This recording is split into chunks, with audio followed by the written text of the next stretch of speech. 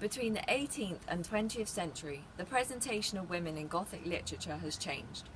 For example, at the beginning of the 18th century in Frankenstein, Elizabeth, who is the protagonist's adopted sister, is presented as pure and angelic, as her hair was the brightest living gold, and she is described as a being heaven sent.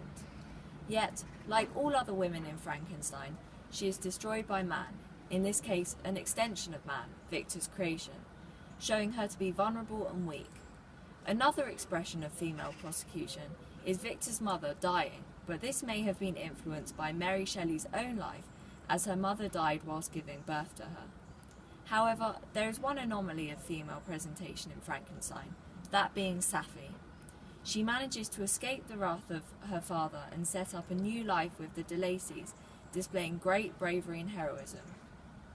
Similarly, in Jekyll and Hyde, the only two females in the novella are victims of Hyde's cruelty and dominance, showing them to be victimised and helpless within society.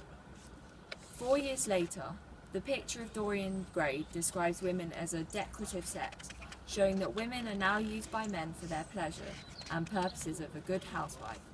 For example, when Henry expresses sadness, the description suggests that all she was good for was providing distracting company. Now we move to Dracula, where we see a real change in contrast of women's representation in the Gothic. The original belief of passiveness and purity are questioned, with the three lesbian vampires dominating Jonathan Harker, the protagonist, but yet again being submissive when Count Dracula, the antagonist, intervenes. Faithfulness towards male spouses is also questioned, with Lucy being promiscuous and even explicitly saying, "Why can't they let a girl marry 3 men, or as many as want her, and save all this trouble?"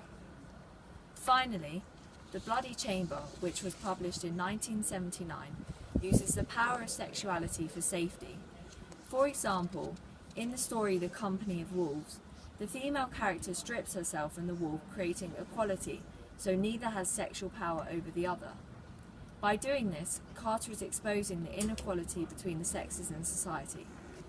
By utilising the female sexuality, Carter promotes a type of radical feminism, which calls for change in society to create one in which men are not the highest power. To conclude, the presentation of women has clearly changed since the early Gothic to more contemporary works, originally being weak and passive to now far more dominant and more equal in society.